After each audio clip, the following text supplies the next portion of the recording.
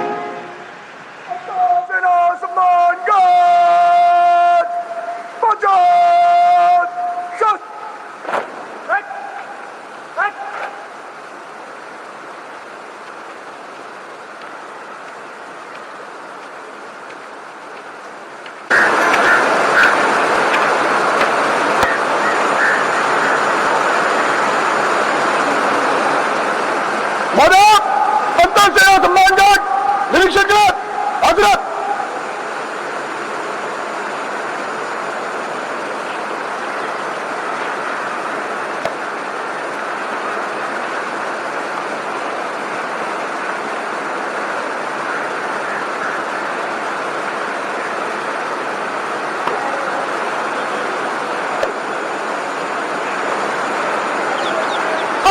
सेना सम्मान गार्ड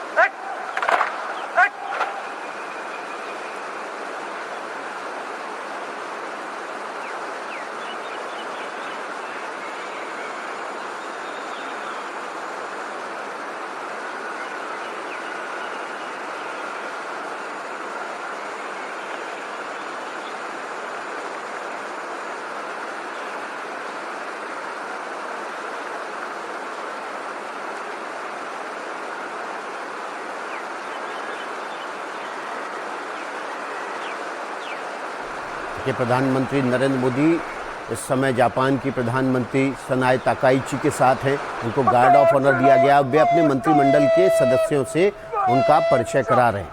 राष्ट्रपति भवन में पूरी कैबिनेट मौजूद है प्रधानमंत्री सनाए ताकाइची के स्वागत के लिए, और अब अपने मंत्रिमंडल के सदस्यों से एक एक करके प्रधानमंत्री अपना परिचय करा रहे हैं। साथ ही साथ वो प्रतिनिधिमंडल भी है जो द्विपक्षीय बातचीत में बैठेगा। ये 14वां भारत जापान शिखर सम्मेलन के लिए जापान की प्रधानमंत्री सनाए ताकाइची आई हैं। जापान में बहुत मशहूर हैं, बहुत जैन जी की पहली पसंद हैं सनाए ताकाइची।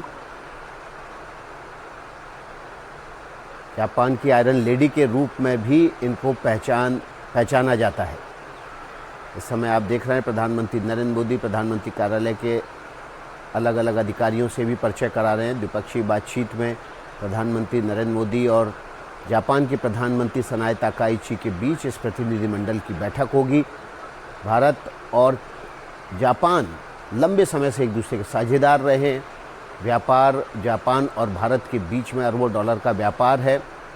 फिलहाल जापान से तकरीबन 26 अरब डॉलर का आयात होता है और भारत 6 अरब डॉलर से ज़्यादा का निर्यात जापान को करता है। पैसिफिक एशिया में भारत का एक अहम साझेदार है, क्वाड का मित्र है, और इस तरह से जापान भारत के लिए हमेशा से सांस्कृतिक रूप से भी बड़ा मित्र साबित होता रहा है। इस वक्त ये तस्वीरें आप देख रहे हैं राष्ट्रपति भवन से, जहां पर जापान की प्रधानमंत्री सनाए ताकाइची को गार्ड ऑफ ऑनर के बाद प्रधानमंत्री नरेंद्र मोदी ने अपने प्रतिनिधिमंडल कैबिनेट के सदस्यों से उनका परिचय कराया, और अब वे देखिए मीडिया का अभिवादन करके उस जगह से अगले कार्यक्रम के लिए रवाना हो रहे हैं।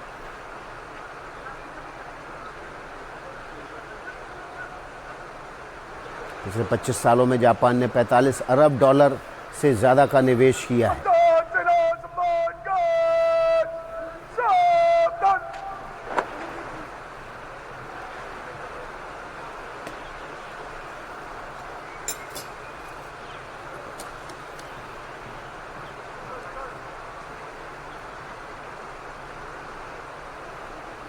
तस्वीरें सीधे आप दिल्ली के राष्ट्रपति भवन से, जहां पर प्रधानमंत्री नरेंद्र मोदी और जापान के प्रधानमंत्री सनाए ताकाइची एक दूसरे के साथ शेक हैंड कर रहे हैं।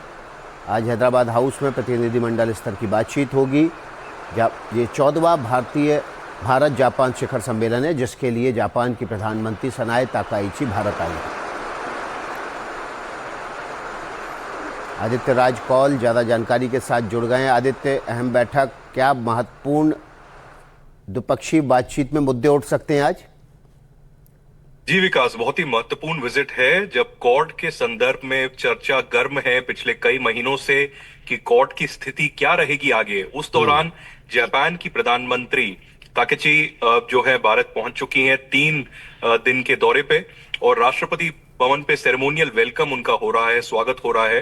वो मंत्रिमंडल के लोगों से, दिल्ली के लेफ्टिनेंट गवर्नर और बाकी लोगों से मुलाकात कर रही हैं, और उसके बाद जापान की प्रधानमंत्री जो पहली अपनी यात्रा कर रही हैं नई दिल्ली की, हैदराबाद हाउस जाएंगी प्रधानमंत्री मोदी से। वहां पर शिखर सम्मेलन होगा जापान और भारत के बीच में, और बातचीत तकनीकी स्तर पर और कूटनीतिक स्तर पर होगी, जिसमें जापान और इंडिया के जो मजबूत रिश्ते हैं, चाहे वो टेक्नोलॉजी में हो, ऑटोमोबाइल सेक्टर में हो, गाड़ियों में हो, उसको आगे कैसे लिया जाए। आप देख सकते हैं मारुति से लेकर टोयोटा तक बहुत बड़ी बड़ी कंपनियां हैं जिनका निवेश और मैन्युफैक्चरिंग इंडिया में है। इसको आगे कैसे लेके जा सके, मोबिलिटी को लेकर भी हो सकता है कि कुछ अग्रीमेंट हो। और आपको याद होगा कि कुछ ही हफ्ते पहले ताकाची जो जापान की प्रधानमंत्री हैं, वो मोदी जी से मिली थी G20 के साइडलाइंस पे, और उसके बाद फ्रांस में इवियों में G7 के साइडलाइंस में भी। तो बहुत ही महत्वपूर्ण विजिट है। जापान और इंडिया के जो टाइज हैं, इसको आगे बढ़ाने के लिए बहुत ही इम्पोर्टेंट विजिट। हाल ही में हमने देखा था मार्को रूबियो भी आए थे, तब भी क्वाड को लेकर चर्चा गर्म रही थी, और क्वाड के जो विदेश मंत्री हैं वो मिले थे। लेकिन क्या क्वाड की समिट भारत की मेजबानी कर सकता है इस साल की नहीं, वो देखना होगा। लेकिन जापान और इंडिया के मजबूत रिश्ते हैं, ये तो तय है। पीपल टू पीपल कांटेक्ट है, दोनों जो कल्चर्स हैं वो आपस में जो है सम्मिलित हैं, और आगे इसमें क्या किया जा सकता है कूटनीतिक स्तर पे और टेक्नोलॉजी को लेकर, और साथ में सिक्योरिटी कॉपरेशन भी एक बहुत बड़ा मुद्दा रहेगा। बिल्कुल आदित्य, हमारे सहयोगी हमें जानकारी दे रहे हैं कि किस तरह से ये बैठक महत्वपूर्ण है। आदित्य, जापान एक बड़ा साझेदार है निवेश के तौर पर, भारत में तीसरा सबसे बड़ा निवेशक है वो पिछले कुछ सालों के भीतर। क्या आज के शिखर सम्मेलन से कुछ नए निवेश के और रास्ते खोल सकते हैं?